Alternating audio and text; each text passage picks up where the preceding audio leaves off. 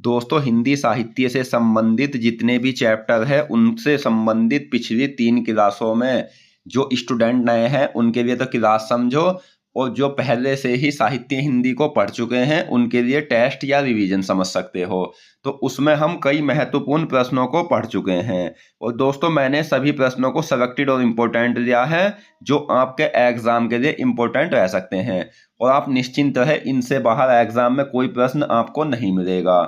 और मैं सभी प्रश्नों को क्लास वाइज करा रहा हूँ, साथ ही आपका जो है साहित्य हिंदी कंप्लीट भी हो जाएगा, और जिन्होंने साहित्य हिंदी को पढ़ रखा है उन्हें नए प्रश्न भी मिलेंगे और उनका टेस्ट भी हो जाएगा। और दोस्तों इतने सारे और ऐसे ऐसे महत्वपूर्ण प्रश्न आपको कहीं और या किसी एक किताब में नहीं मिलेंगे जो मैं आपको करा रहा हूँ। तो चलिए शुरू करते हैं फर्स्ट क्वेश्चन से। तो आज की क्लास में हमारा फर्स्ट क्वेश्चन है, अलंकारों का बादशाह किसे कहा जाता है? तो राइट आंसर है ऑप्शन ए, केशवदास। अलंकारों का बादशाह केशवदास को कहा जाता है। अगला क्वेश्चन, हिंदी के प्रथम अलंकार निरूपक आचार्य कौन है? तो इस क्वेश्चन का भी सही आंसर ऑप्शन सी, केशवदास है। भूले बिसरे चित्र किसकी रचना है? तो भूले बिसरे चित्र जो रचना है वो है भगवती चरण वर्मा की, ऑप्शन डी। अगला क्वेश्चन, आलोक पर्व। आलोक पर्व क्या है? एक निबंध है, और मैंने इसे साथ ही क्यों लिया है क्योंकि एक क्वेश्चन से 2 क्वेश्चन आपको याद हो जाएंगे। आलोक पर्व क्या है यह भी एग्जाम में पूछा जाता है, तो आपका आंसर होगा निबंध। और यह निबंध किस लेखक द्वारा लिखा हुआ है?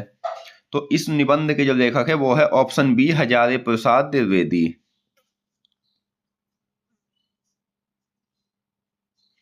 अगला क्वेश्चन, जयशंकर प्रसाद की प्रथम कहानी कौन सी है? तो दोस्तों जयशंकर प्रसाद की जो प्रथम कहानी है वो है ऑप्शन सी, ग्राम।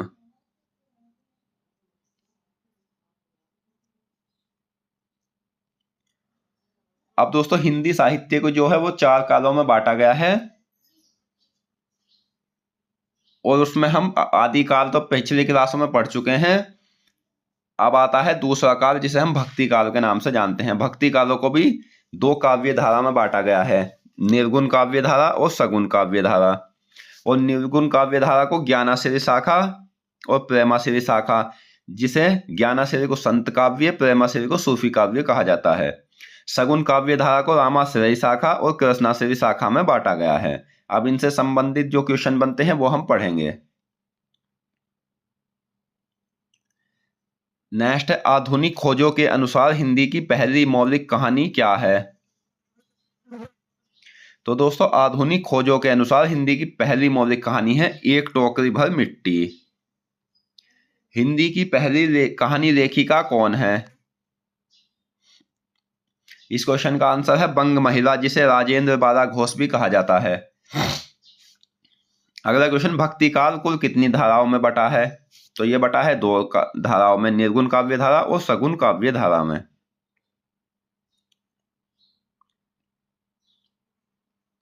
नेक्स्ट, भक्ति के आग आचार्य थे?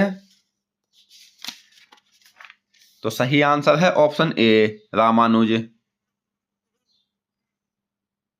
दोस्तों अगर आपको वीडियो पसंद आ रही है, वीडियो की क्वालिटी पसंद आ रही है, वीडियो कंटेंट पसंद आ रहा है, तो प्लीज़ वीडियो को लाइक करें, और अगर आप हमारे चैनल पर नए हैं तो प्लीज़ हमारे चैनल को सब्सक्राइब करें। और मैं आपको बता दूं कि स्टूडेंट को जो सबसे ज़्यादा आवश्यकता होती है दोस्तों वो क्वेश्चंस की होती है, और उसके लिए जो है समय की काफ़ी ज़्यादा कीमत होती है। और आपको मेरे चैनल पर समय की बर्बादी नहीं मिलेगी, आपको ज़्यादा से ज़्यादा क्वेश्चन ही मिलेंगे। नेक्स्ट, निर्गुण काव्य धारा बटी है? तो ये भी 2 शाखाओं में बटी है, ज्ञानाश्रयी में और प्रेमाश्रयी में। सगुण काव्य धारा बटी है रामाश्रयी में और कृष्णाश्रयी शाखाओं में। यह आपको याद रखना है, एग्जाम में पूछा जाता है।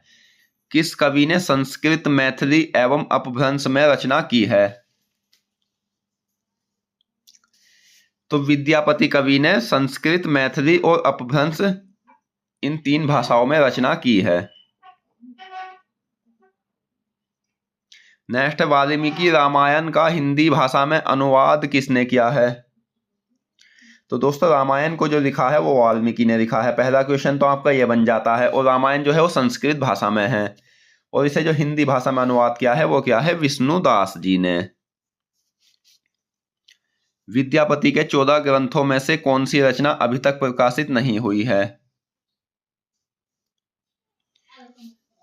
तो आंसर है कीर्ति पताका। अगला क्वेश्चन, विष्णुदास ने वाल्मीकि रामायण का हिंदी भाषा में अनुवाद किया है और इन्होंने जो अनुवाद किया है वो किस नाम से किया है? तो ये अनुवाद किया गया है भाषा वाल्मीकि रामायण के नाम से। 84 वैष्णवों की वार्ता का संबंध किस संप्रदाय से है? तो 84 वैष्णवों की वार्ता का संबंध है वल्लभ संप्रदाय से। भक्ति काल को पूर्व मध्य काल किसने कहा है? तो दोस्तों भक्ति काल को जो पूर्व मध्य काल कहा है वो डॉक्टर नगेंद्र ने कहा है। अगला क्वेश्चन, आचार्य रामचंद्र शुक्ल ने किस कवि पर स्वतंत्र रूप से आलोचना नहीं लिखी है? तो इस क्वेश्चन का सही आंसर होगा ऑप्शन ए, कबीरदास। आचार्य रामचंद्र शुक्ल ने तब कबीरदास जी पर स्वतंत्र रूप से आलोचना नहीं लिखी है। नेक्स्ट, निम्न में से कबीरदास किस काल के कवि है? तो दोस्तों कबीरदास जो है वो भक्ति काल के कवि है, ऑप्शन ए। और इस प्रकार के जो क्वेश्चन पूछे जाते हैं वो ज्यादातर यूपीएसआई में पूछे जाते हैं। और आप इन्हें पढ़ने के बाद कोई भी जिस एग्जाम में हिंदी पूछी जाती है या किसी भी स्टेट का एग्जाम हो उनमें इनसे बाहर कोई प्रश्न आपको देखने को नहीं मिलेगा। और जितने भी मैं कवि आपको पढ़ा रहा हूं उनकी जितनी रचनाएं हैं, उनके जितने उपन्यास हैं, मैं सभी के सभी पढ़ाऊंगा और एक साथ नहीं पढ़ाऊंगा, क्योंकि एक साथ अच्छे से याद नहीं होता है। और माइंड की विशेषता होती है यह नई चीजों को बहुत अच्छे से याद करता है। भक्ति शब्द की उत्पत्ति किस धातु से हुई है? तो दोस्तों भक्ति शब्द की जो उत्पत्ति हुई है वो भज धातु से हुई है। भक्ति शब्द का जो सर्वप्रथम उल्लेख मिलता है वो कहाँ मिलता है? तो ये मिलता है श्वेता उपनिषद में। भक्ति सूत्र के आदि प्रणेता कौन माने जाते हैं? तो ये माने जाते हैं दोस्तों नारद मुनि। अगला क्वेश्चन, हिंदी साहित्य में भक्ति आंदोलन का प्रारंभ कहां से हुआ? तो हिंदी साहित्य में भक्ति आंदोलन का जो प्रारंभ हुआ था वो दक्षिण भारत के आलवार भक्तों की परंपरा से हुआ था। और दक्षिण भारत के अल्वार भक्तों की संख्या कितनी थी? तो इनकी संख्या थी 12, जिनमें प्रमुख थे नम्मलवार और या सटकॉफ। इन 12 भक्तों में ये सबसे प्रमुख भक्त थे। अल्वार भक्तों में प्रमुख भक्त महिला कौन थी? तो इस क्वेश्चन का आंसर होगा आंडाल। और दक्षिण भारत की मीरा कौन कहलाती है? तो दोस्तों ये आंडाल जो है वो दक्षिण भारत की मीरा कहलाती है। नेक्स्ट है तो उत्प्रेक्षा, जिसे उत्प्रेक्षा भी कहा जाता है, का बादशाह कहलाता है?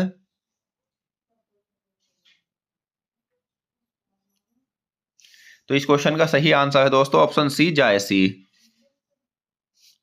रामायण के रचयिता कौन है? तो रामायण के रचयिता है महर्षि वाल्मीकि। और दोस्तों यह भी आपको याद रखना है, रामायण 11वीं शताब्दी में लिखा हुआ ग्रंथ है।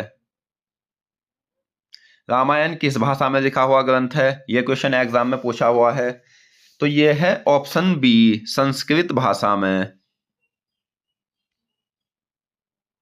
अगला क्वेश्चन, हिंदी साहित्य का स्वर्ण युग किस काल को कहा जाता है? तो फ्रेंड्स हिंदी साहित्य का जो स्वर्ण युग कहा जाता है वो भक्ति काल को कहा जाता है, ऑप्शन ए। और भक्ति काल को हिंदी साहित्य का स्वर्ण युग किसने कहा है? तो ये कहा है ग्रियर्सन ने। भक्ति काल की किस शाखा के अंतर्गत ईश्वर के निराकार रूप की उपासना की गई है? तो ये की गई है निर्गुण शाखा में। जाति प्रथा का विरोध एवं हिंदू मुस्लिम एकता पर विशेष बल किसने दिया है? तो ये दिया गया है दोस्तों भक्ति काल की निर्गुण शाखा में। अगला क्वेश्चन, कबीरदास भक्ति काल की किस शाखा के कवि है? तो कबीरदास भक्ति काल की निर्गुण भक्ति की ज्ञानाश्रयी शाखा के कवि है। ज्ञानाश्रय का संबंध है संत काव्य से और प्रेमाश्रय का संबंध है सूफी काव्य से। नेक्स्ट है, कबीरदास किस सुल्तान के समकालीन थे?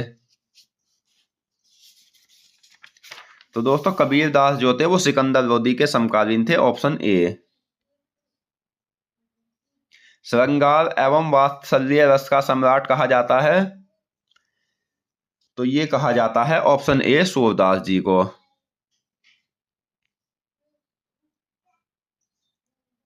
भक्ति काल के संप्रदाय सांख्य दर्शन के संस्थापक कौन थे? सही आंसर है ऑप्शन बी कपिल। नेक्स्ट, निम्न में से भ्रमर गीत किसकी रचना है?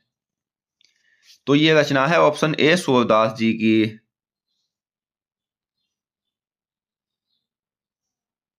अगला क्वेश्चन, राम कथा से संबंधित प्रथम प्राप्त ग्रंथ कौन सा है? तो ये है दोस्तों option D Valmiki Ramayana. Next, Ramcharitmanas में कुल कितने कांड है? तो रामचरितमानस में कुल 7 कांड है, जिसमें बालकांड, अयोध्या कांड, अरण्य कांड, किष्किंधा कांड, सुंदर कांड, लंका कांड और उत्तरकांड शामिल है। रामचरितमानस में सबसे बड़ा कांड कौन सा है? तो दोस्तों रामचरितमानस में सबसे बड़ा कांड है बालकांड। रामचरितमानस में सबसे छोटा कांड कौन सा है? तो किष्किंधा कांड।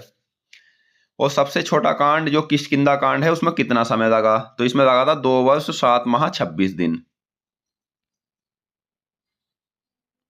किष्किंधा कांड की रचना कहाँ हुई थी? तो ये हुई थी दोस्तों ऑप्शन डी काशी में, और काशी उत्तर प्रदेश में स्थित है।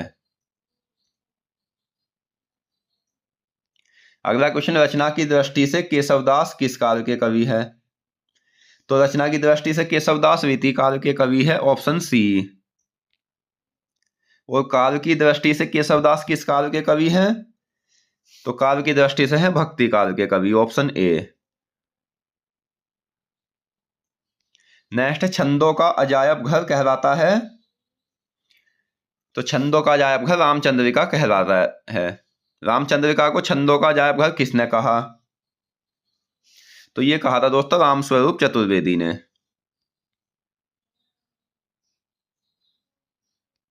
अगला क्वेश्चन, रामचंद्र शुक्ल के अनुसार रामचरितमानस का गान करने वाले भक्त कवियों में सर्वश्रेष्ठ स्थान किसका है? ऑप्शन सी तुलसीदास जी का। तो दोस्तों आज की इस वीडियो में हमने पिछली क्लासों के अतिरिक्त आज की इस क्लास में हिंदी साहित्य से संबंधित और महत्वपूर्ण प्रश्नों को पढ़कर इस टॉपिक को आगे बढ़ाया। और दोस्तों मिलते हैं नेक्स्ट वीडियो में अन्य महत्वपूर्ण प्रश्नों के साथ। तब तक के लिए धन्यवाद।